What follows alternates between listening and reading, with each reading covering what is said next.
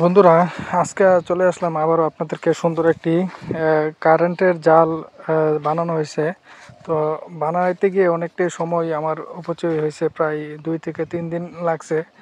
এই জালটাকে আপনারা দেখতে পাচ্ছেন, এই যে জালটা, এই জালটাকে বানাইছি।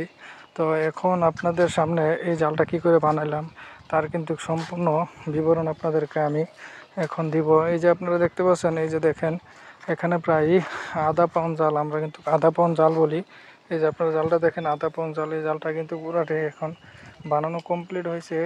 এখন বানানি আমি কি করে বানাইলাম, এই যে দেখেন, অনেকগুলা টয়ে রয়েছে এবং এই যে বুড়াং রয়েছে। এই বুড়াংগুলোকে আমি খুব সুন্দরভাবে এখানটায়, এই বুড়াংগুলোকে দেখেন কত বড় করে এই বুড়াংগুলো লাগাইলাম। কেননা যদি পানির মধ্যে যে পানি আপনাদের যদি বেশি পানি হয়, তাই কিন্তু এই বুড়াংগুলো কিন্তু ডুবে জায়গা, তাই কিন্তু এই যে আপনাদের বুড়াংগুলো বড় করে দেওয়া হয়েছে। দেখেন খুব অল্প অল্প সরে কিন্তু এই যে জালটা বানানো হয়েছে।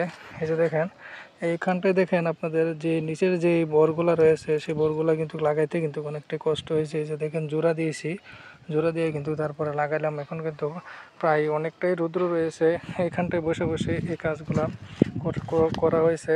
এই যে দেখেন, এই যে বুটাংগুলো লাগানো হয়েছে, এই যে দেখতে পাচ্ছেন আপনারা, এগুলো কিন্তু আপনাদের সুই দিয়ে কিন্তু সেলাই দেওয়া হয়েছে। সেলাই দিয়ে দেখেন খুব ভিতর দিয়ে কিন্তু, এই যে ভিতর দিয়ে কিন্তু লাগানো হয়েছে।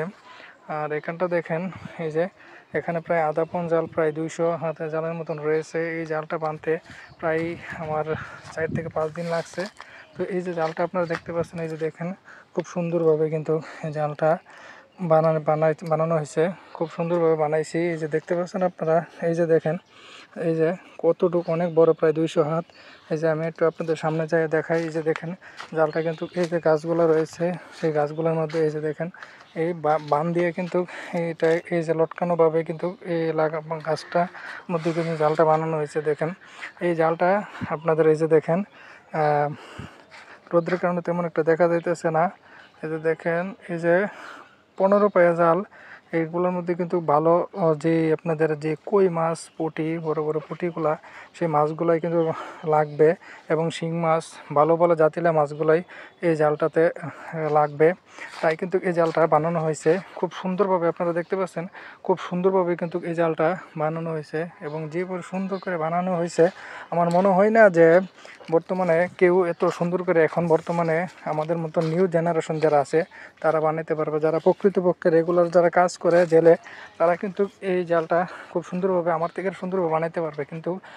কিন্তু এখন আমাদের মতন যারা নিউ জেনারেশন রয়েছে, তারা কিন্তু এই জাল বানানোর সম্বন্ধে তেমন একটা অভিজ্ঞতা নাই বললেই চলে। তো এখন কিন্তু অনেকেই কিন্তু এই জালগুলো বানায় না, রেডিমেড কিনে নিয়ে আসে। রেডিমেড অনেকে কিনে নিয়ে আসে, তাই কিন্তু এই জালগুলো কিন্তু খুব সুন্দরভাবে বানাইতে পারেন। আপনারা দেখেন খুব সুন্দরভাবে কিন্তু এই জালটা বানাইছি। এবং এই জালটা বানাইতে কিন্তু অনেকটাই পরিশ্রম করতে হয়েছে। এই বরগুলো লাগানো হয়েছে, বুড়াং বর সব কিছু কিন্তু একত্র করে লাগানো হয়েছে।